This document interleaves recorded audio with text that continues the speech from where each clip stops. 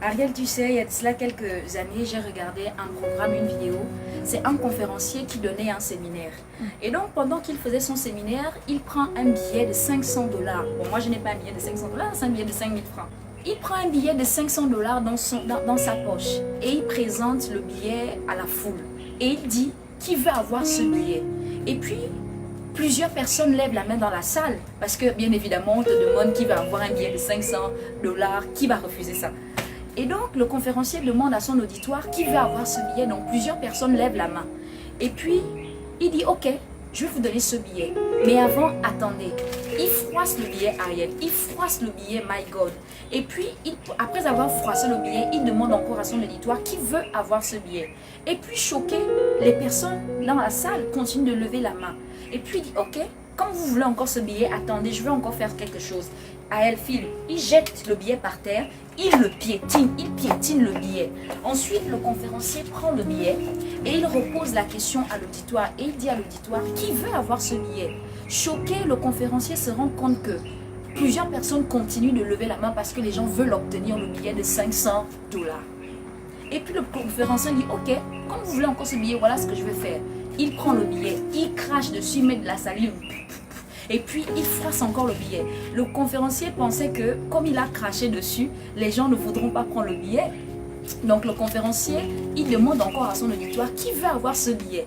Et puis, choqué, il se rend compte que les gens continuent encore de lever la main parce que les gens veulent avoir le billet de 500 dollars. C'est comme ça que le conférencier dit à la foule, mes amis, vous venez de comprendre un enseignement profond. Quel que soit ce que je fais avec ce billet, vous voulez toujours l'avoir. Vous savez pourquoi? Parce que sa valeur n'a pas changé. Et là, mes yeux se sont ouverts. Je me suis rendu compte que quelles que soient les situations par lesquelles nous passons, on te crache dessus. On dit des choses négatives sur toi. Tu passes par une situation de crise, tu perds un parent, tu perds un travail, tu es licencié. Quelles que soient les situations par lesquelles tu passes, maman, ces situations ne peuvent pas changer ta valeur. Parce que ta valeur ne dépend pas de ce que tu fais. Notre essence ne tire pas sa source dans ce que nous faisons. Là, je me suis rendu compte que my God, parfois les situations veulent nous faire croire que nous ne sommes plus rien parce que nous sommes au plus bas.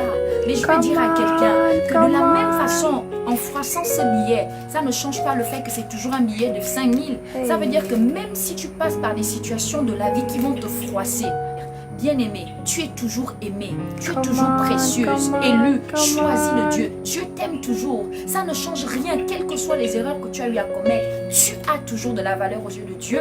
Tu as toujours de la valeur. Ne permets à personne de remettre en cause ta valeur parce que tu ne fais pas bien ou parce que tu ne fais pas assez bien. Ta valeur ne se trouve pas dans ce que tu fais. Ta valeur est déterminée par Dieu. Tu es choisie, tu es aimée, tu es précieuse. Je suis aimée de Dieu, tu es aimée de Dieu, nous sommes aimés de Dieu. Ce n'est pas un débat, ce n'est pas un débat. Tu le veux pas. Je sais que je suis aimée de Dieu. Je t'encourage à prendre conscience que tu es aimée de Dieu, tu as de la valeur. Que Dieu vous bénisse.